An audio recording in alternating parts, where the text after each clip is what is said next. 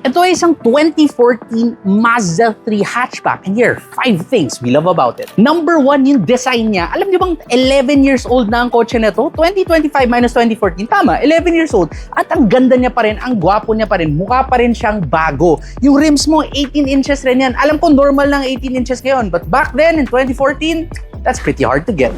Number 2, mas sporty talaga ang hatchback compared sa mga sedan. At tingnan mo, hatchback talaga ito.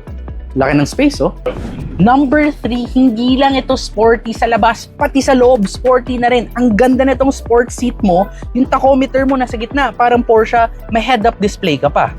Number 4, again, 2014 ang kotse na to, pero isa sila sa mga nauna pagdating sa pagbibigay ng paddle shifters. So hindi mo na kailangan mag-shift manually dito sa gitna. At number 5, 435,000 pesos lang ito, Automart certified vehicle pa, meaning inayos na namin lahat, pinaganda na namin dito.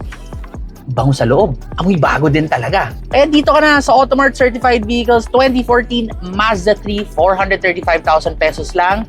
Lagi niyong tatandaan kung hanap niyo ay the best of the best ng mga used cars. Amoy bago, mukhang bago, at may 5-day money back guarantee pa. I-Automart Certified na yan.